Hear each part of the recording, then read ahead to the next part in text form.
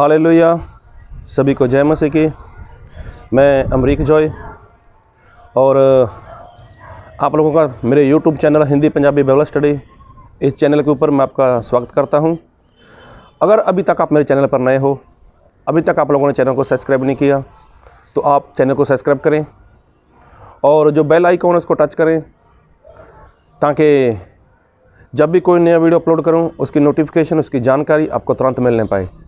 और आप मेरे साथ इस वीडियो में अंत तक बने रहें और पसंद आए तो शेयर भी करना, नहीं पसंद आए तो डिसलाइक करना, कमेंट करना और वीडियो को पूरा देखना। उसके बाद ही आप फैसला लेना कि आपको क्या करना है। तो मैं जो बात करना चाहता हूँ उस बात को बहुत ध्यान से सुनना। एक बार कोई इंसान था और ऐसा हुआ कि उसके घर में एक सुई थी, सुई जिससे लोग कपड़े सिलाई करते हैं। तो ऐसा हुआ कि उसके घर में जो सुई थी उसको ज़रूरत हुई उसकी, लेकिन उसके घर में जो सुई थी वो कहीं पर खो गई थी। जब वो सुई खो गई तो उसके बाद ऐसा हुआ कि उसने ढूंढने का प्रयत्न किया। अभी ढूंढने का प्रयत्न किया तो ढूंढते ढूंढते वो सुई उसको नहीं मिली, तो उसके घर में अंधेरा तक हो गया, अंधेरा हो गया। उसके बाद उसके घर के आगे ना एक स्ट्रीट लाइट थी, तो वो वहाँ पर चला गया और वहाँ पर उसने ढूंढना शुरू कर दिया। अभी 15 मिनट हो गए, 20 मिनट हो गए, आधा घंटा, 2 घंटे तक चले गए। तो वहाँ पर कोई इंसान आया, उसने बात की, भैया मैं आपको काफ़ी समय से देख रहा हूँ कि आप काफ़ी समय से कुछ ढूंढने का प्रयत्न कर रहे हो, हुआ क्या आप मुझे बता सकते हो? तो उसने बोला, यार मुझे सुई की ज़रूरत है और मेरी सुई ना वो खो गई है, तो मैं उसको ढूंढ रहा हूँ। तो उसने बोला, कोई बात नहीं, अगर आप बोलते हो तो मैं आपकी सहायता करूँ। तो उसने बोला, कोई बात नहीं, आप मेरी सहायता करो। तो वो ढूंढ रहा है वहाँ पर।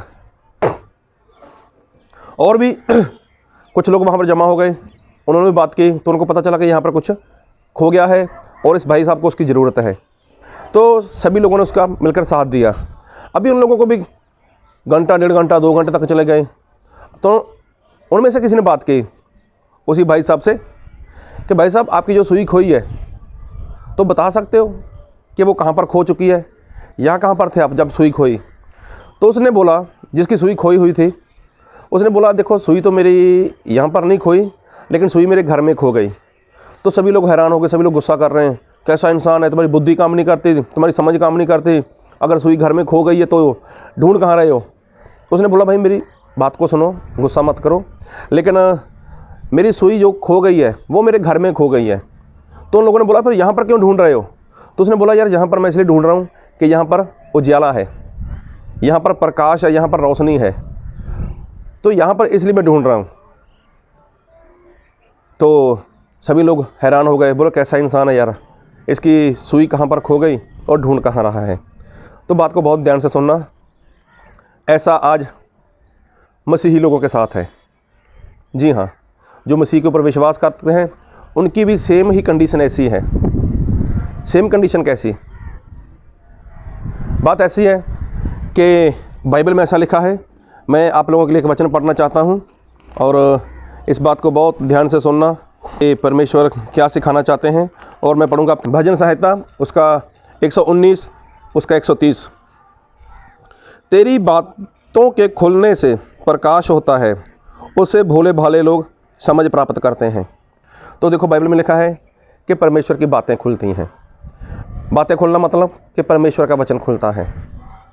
तो जब परमेश्वर का वचन खुलता है तो उसमें से क्या मिलता है? इंसान को प्रकाश मिलता है।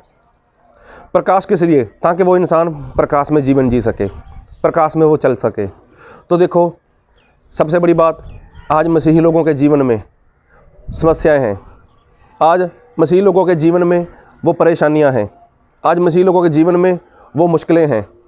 तो इंसान अपनी मुश्किल के लिए, अपनी समस्या के लिए, अपनी परेशानी के लिए वो परमेश्वर के पास नहीं आता, परमेश्वर के वचन के पास नहीं आता, जबकि वो कहीं और भागता है, वो कहीं और भागने का प्रयत्न करता है। उसकी जो प्रॉब्लम है उसका हल तो पवित्र बाइबल में है, उसकी जो मुश्किल है उसका हल तो पवित्र बाइबल में है, परमेश्वर के वचन में है। लेकिन आज इंसान करता क्या है? वो कभी कहीं भागता है, कभी कहीं भागता है। जैसे बाइबल में लिखा है कि तुम मेरे मार खाने से चंगे हो चुके हो, तो ये बाइबल का वचन है। तो प्रभु यीशु मसीह ने मार खाई, प्रभु यीशु मसीह ने कोड़े खाए, किस लिए?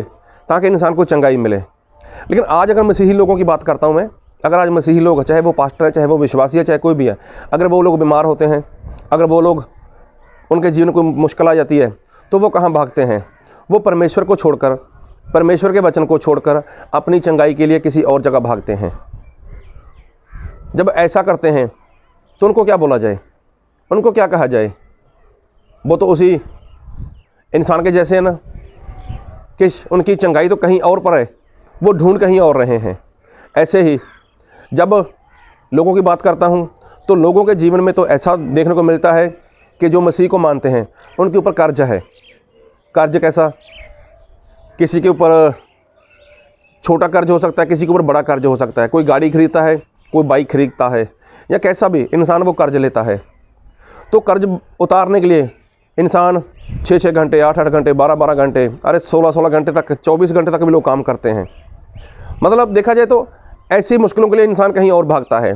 तो बाइबल में तो अगर देखते हैं तो बाइबल में लिखा है कि जो इंसान परमेश्वर की आवाज़ को सुनता है, परमेश्वर के वचन के ऊपर अपना मन लगाता है, और जो परमेश्वर की नज़रों में सही है, इंसान वैसा करता है, तो परमेश्वर बोलते हैं कि उसको आशीष मिलेगी।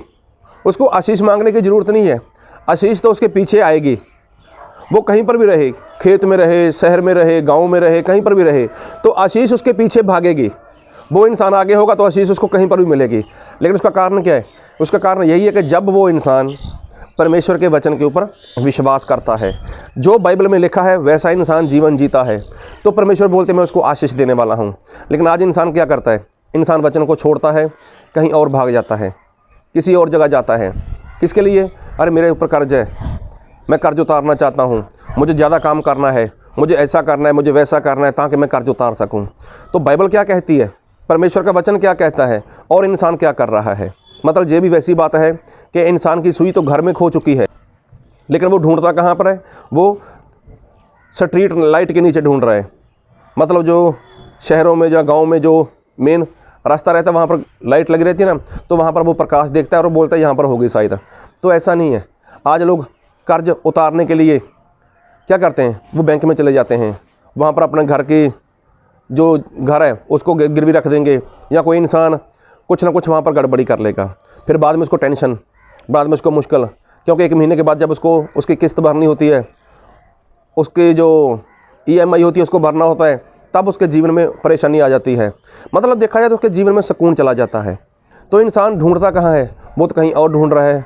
तो इसी तरह से अगर आपके जीवन में शांति नहीं है तो इंसान शांति के लिए क्या करता है? शांति लेने के लिए इंसान कभी कहीं भागता है, कभी कहीं भागता है, कभी क्या करता है, कभी क्या करता है, मुझे शायद इसमें शांति मिल जाएगी, मुझे वैसे शांति मिल जाएगी। लेकिन नहीं, ऐसा नहीं है। प्रभु यीशु मसीह तो ऐसा बोलते हैं कि मैं तुम्हें मेरी शांति देता हूँ। प्रभु यीशु मसीह ऐसा बोलते हैं। और शांति किसको मिलेगी? शांति उसको मिलेगी, बाइबल में लिखा है कि जो शांति का पुत्र है। तो देखो, सारी बातें बाइबल में ही हैं। आपका कोई भी सवाल है, कोई भी सवाल, आप सवाल कहाँ से भी करो, कैसे भी करो, लेकिन उसका उत्तर आपको बाइबल से मिलेगा। क्योंकि ऐसा कोई सवाल है ही नहीं दुनिया में जिसका उत्तर बाइबल में ना हो। तो बाइबल में ही सारे उत्तर हैं। आपकी समस्या कोई भी हो सकती है, आपकी परेशानी कोई भी हो सकती है, आपकी मुश्किल कोई भी हो सकती है, आपके ऊपर कर्ज हो सकता है, आप बीमार हो सकते हो, आपके घर में, आपके जीवन में शांति नहीं है। तो ये सारी बातें कहाँ पर हैं? सारी बातें पवित्र बाइबल में हैं। लेकिन मिलेंगी कब? तो एक और फिर वचन पढ़ूंगा 119 उसका 130। तेरी बातों के खुलने से प्रकाश होता है, उससे भोले लोग समझ प्राप्त करते हैं। तो देखो, बाइबल में लिखा है कि जब परमेश्वर का वचन खुलता है, जब परमेश्वर का वचन खुलता है तो क्या होता है? तो प्रकाश होता है। और एक वचन पढ़ूंगा आपके लिए, 119 भजन संहिता जबूर 119-105। तेरा वचन मेरे पाँव के लिए दीपक और मेरे मार्ग के लिए उजाला है। तो देखो, परमेश्वर का वचन क्या है? वो उजाला है। परमेश्वर का वचन क्या है? वो प्रकाश है। परमेश्वर का वचन क्या है? वो तो दीपक है इंसान के पाँव के लिए, ताकि वो उसमें चल सके। आज लोग शांति तो चाहते हैं, लेकिन शांति का पुत्र कोई नहीं बनना चाहता। आज लोग चंगाई तो चाहते हैं, लेकिन जिस तरह से प्रभु यीशु मसीह चाहते हैं उस तरह से इंसान विश्वास नहीं करता। आज लोग अपने कर्जों से, अपनी मुश्किलों से छुटकारा तो चाहते हैं, लेकिन परमेश्वर के वचन को कोई ध्यान से सुनना नहीं चाहता और परमेश्वर के वचन को अपने हृदय में वो रखना नहीं चाहता और उसके अनुसार वो जीवन नहीं जीना चाहता। जब ऐसा नहीं इंसान कर पाता तो इंसान अपनी शांति के लिए, अपने छुटकारे के लिए, अपनी आशीष के लिए, अपनी चंगाई के लिए वो कभी इधर भागता है, कभी उधर भागता है, कभी वहाँ पर ढूंढता है, कभी वहाँ पर ढूंढता है, कभी हॉस्पिटल में ढूंढता है, कभी बैंकों में ढूंढता है, कभी कहाँ पर ढूंढता है। लेकिन क्या चाहता है कि मुझे कहीं से शांति मिल जाए, मुझे कहीं से चंगाई मिल जाए, अरे कहीं से मुझे जो मेरे ऊपर कर्ज है उसका समाधान हो जाए, उसका हल हो जाए। तो क्या हो पाएगा? नहीं होगा। उसका कारण क्या है? क्योंकि आपकी शांति तो प्रभु यीशु मसीह के पास है। और प्रभु यीशु मसीह कहाँ पर हैं? वो तो खुद प्रकाश हैं, वो तो खुद उजाला है, वो तो खुद लाइट है। लेकिन इंसान इसमें नहीं आना चाहता, वो कहीं और जा रहा है, किसी और जगह पर जा रहा है जहाँ पर अंधकार है। तो कहने का मतलब, अगर आपको शांति चाहिए, अगर आपको सचमुच सारे कर्जों से छुटकारा चाहिए, सचमुच अगर आपको आपके जीवन में आशीष चाहिए, तो आपको परमेश्वर के वचन को अपने जीवन में ग्रहण करना होगा।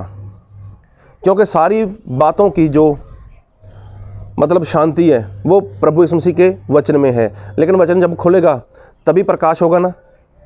जब आप वचन खुलते ही नहीं हो, आप जाते हो हफ्ते में एक बार संगति में, तो वहाँ पर एक आधा घंटा वचन सुना, उसके बाद आप घर वापस आ जाते हो। क्या सुना, क्या सीखा, मेरे लिए क्या था, तो कुछ किसी उसके ऊपर ध्यान ही नहीं है। तो जब ऐसा होता है तब कैसे आशीषित हो सकते हो आप? तो प्रभु यीशु मसीह शांति की फैक्ट्री है। जी हाँ, प्रभु यीशु मसीह के पास सारी बातों का हल है। लेकिन क्या आप प्रभु यीशु मसीह के पास जाना चाहते हो? और बाइबल में लिखा भी है, प्रभु यीशु मसीह ने ऐसा बोला। तो प्रभु यीशु मसीह सामने से बोलते हैं, और मैं आपके लिए वचन पढ़ देता हूँ। मत्ती रचित सुसमाचार उसका 11 अध्याय उसका 28 वचन। हे सब परिश्रम करने वालों और बोझ से दबे हुए लोगों, मेरे पास आओ, मैं तुम्हें विश्राम दूंगा। तो देखो, प्रभु यीशु मसीह सामने से आवाज़ लगाते हैं, आओ मेरे पास, मैं तुम्हें विश्राम दूंगा। तो क्या आपको विश्राम चाहिए? किस बात से? आपके दुखों से, आपके कर्ज से, आपको बीमारी से? तो आपको प्रभु यीशु मसीह के पास आना पड़ेगा। और बाइबल में लिखा है, प्रभु यीशु मसीह कहते हैं कि अपना वचन भेजकर प्रभु यीशु मसीह क्या करते हैं? वो चंगा करते हैं। और ये वचन लिखा है भजन संहिता 107 उसका 20 में लिखा है, वह अपने वचन के द्वारा उनको चंगा करता और जिस गड्ढे में वे पड़े हैं उसे निकालता है। देखो, जिस गड्ढे में वो पड़े हैं, आप बीमारी के गड्ढे में हो सकते हो, आप कर्ज के गड्ढे में हो सकते हो, आप अशांति के गड्ढे में हो सकते हो, आपकी कोई भी समस्या हो, कोई भी मुश्किल हो, आप उस गड्ढे में गिरे हो सकते हो।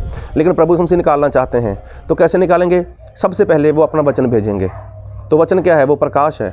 तो जो इंसान प्रकाश में आएगा तो वही इंसान प्रभु यीशु मसीह से आशीष प्राप्त कर सकता है, वही इंसान प्रभु यीशु मसीह से शांति प्राप्त कर सकता है, वही इंसान प्रभु यीशु मसीह से चंगाई प्राप्त कर सकता है।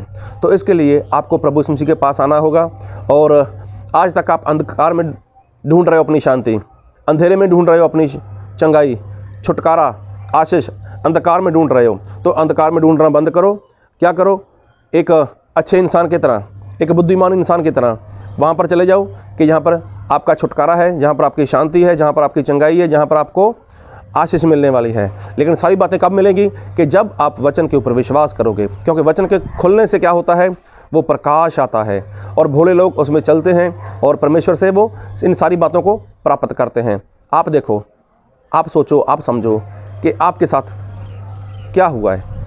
आपके जीवन में मुश्किलें हैं, समस्या हैं, तो आज ही अभी इसी टाइम अपना जीवन प्रभु यीशु मसीह को सौंप दो और जैसा बाइबल में लिखा है वैसा ही करना शुरू कर दो। उसके बाद अगर आपके जीवन में नहीं काम होता तो आप मेरा कांटेक्ट कर सकते हो। प्रभु आपको बहुत बहुत आशीष दे। आमीन।